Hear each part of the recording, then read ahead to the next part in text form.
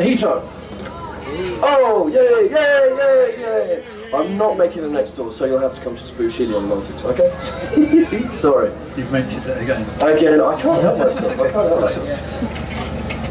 Right, classically excellent Cuban drink used with white rum, fresh lime, sugar. Very, very simple, excellent classic, great summer drink, and obviously the mint coming through there as well. I'm going to use a little bit of Havana Especial, so this is a 3 to 5 year aged rum. I prefer using this just because it has that little more of a caramel note coming through there. There are no artificial colorings in this. It's just from the bourbon barrels themselves that they are aged in. That's where it gets its colour, so it doesn't add, they don't add too much caramel or anything like that. Easy. Obviously, depending on your palate, if you like a cleaner taste, a very, very fine, clean taste, by all means go with a white rum. Like I say, this is my preference, so that's how I'm going to make it for you today. To make it at home, crushed ice is, nobody really has an ice crusher at home. Some of you probably have those wonderful fridges that have the cracked ice that come out. I'm going to do it how you'll do it at home today, just to show you how easy it is. So just ice into your shaker. And what you'll find if you do go to Cuba is they don't use crushed ice most of the time, they actually use cracked ice. And a lot of the time this is even an easier way to do it at home. Wrap it up in a plastic bag, wrap it up in a towel. Take the towel off first, and then just hammer it with a rolling pin. That's just going to crack it up, crack it open quite nicely, and it's just going to chill the drink down beautifully. And if you don't want to do that, you can just use cubed ice. It's not really a biggie, but it'll just look prettier otherwise. So we get a rolling pin. I'm going to use my muddler here today. Talk amongst yourselves, this will take a moment, okay?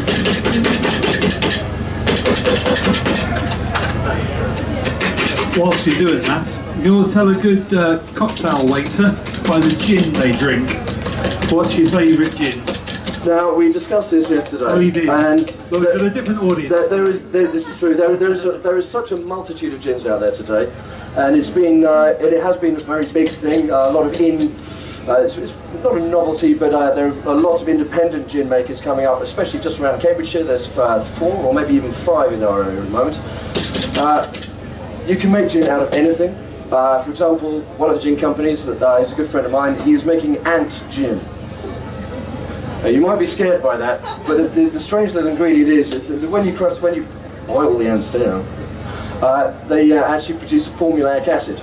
And that has a little citrus tinge to it. So instead of using so much of the lemon peel, or adding any grapefruit peel, or orange, or whichever way you want to go, it has that little citrus burst going through. I believe you can buy them in Selfridges, if you want to have a look. But I've got to say, probably my gin of choice would be, sorry Chris, sorry Charles, it is actually Bombay Sapphire. It's just, I just like it. It's quite aromatic, but it's not overpowering. It's got a lot of botanicals coming through in it, but it's not too heavy on the juniper, which is just to my palate. If you do like that juniper, that heavier, much drier taste, well, I mean, you've got the delights of Tanqueray. Alternatively, yes, your favourite, excellent work. Alternatively, if you want to keep English or Scottish, let's go with Hendrick's. Because it is a different flavour. It is infused with cucumber, so it has that earthier notes. It is fantastically refreshing. Again, if you wanted to make a blighty mojito, so follow the process I'm using today, but swap in Hendrick's gin in place of the rum, and then you've got a blighty mojito, and that is again fantastically refreshing. So those of you who don't have such a sweet palate, perfect. Here we go. So I'm going to use a little bit of sugar. Now, I would say, well, for this, I use fine light brown sugar, just because it dissolves that a little bit quicker, it leaves that little bit of a more caramel taste. A lot of people prefer to use white sugar. Again, this is all to your palate. So this is the way I'm making it today. At home, as you like it. These are just a few little life hacks to get through them. So there we go, got a nice little bit of sugar. A little hint, add a little bit of liquid, drop. And that's going to start the sugar dissolving straight away, so that when you start mixing the drink, once it's done, you don't have little chunks of sugar coming up through the straw, so we don't want that. We just want it all to be nicely dissolved, so we've got a nice round drink straight from the word go.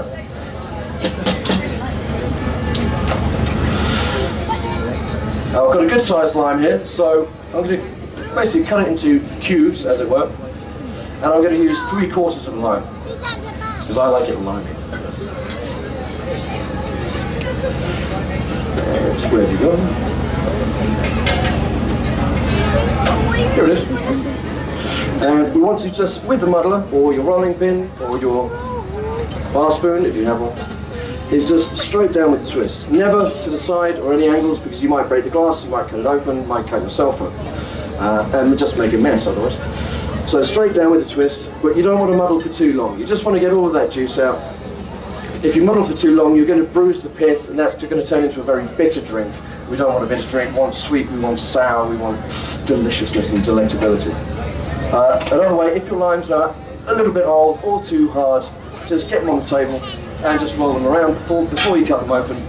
And that's just going to soften up the pith. It's going to sort of relax the lime inside. It's going to separate some of the, going to help separate the the segments of the lime, so that when you muddle it, you're going to get a lot more juice out of it naturally. Lovely. Then we go to the mints. I hope that a lot of you grow your mint in the garden. We certainly do at Bouche. We actually have a forest of mint out of the back, because you can only imagine the amount of mint we go through on a weekend over there. I don't know, but we bought several of the local gardening centres out of mint 3 weeks running. So come down, try Mojito, it's fresh. So yes, as you probably noticed, just then I clapped it in my hands, or you can rub it in your hands. Glorious, releases all that aroma, all that flavour's coming out. Throw it in, rather than putting it in and then muddling it, because again, if you muddle it too hard, it's going to become very bitter. Again, if you put it in and you muddle it, it could rip apart, and then you get little chunks of mint coming up the straw. If you like that kind of thing, fine. Otherwise, most people, you're going to go through about 10 straws for every drink. Cool. We've got that. Now let's see how my crushed ice got on. It's a little bit more cracked, as you'll see.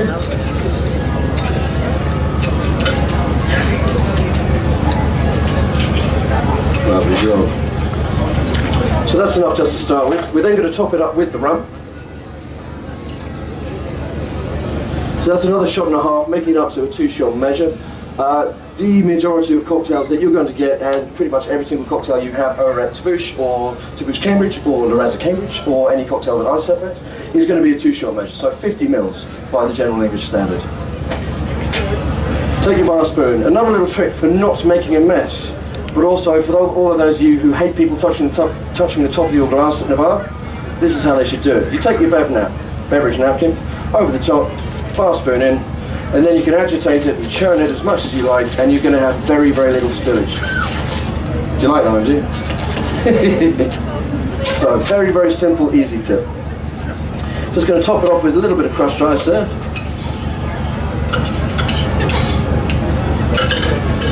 And then we're going to just top it off with soda, so we're going to charge it, as it might be called. So I only want just a little dash in there. It's going to lengthen it, it's going to draw out more of those flavours from the citrus, from the mint. As you get close again, you'll smell that flavour of the mint, and you'll taste the lime. And then of course, you have to make it look pretty. There we go. A little bit too long.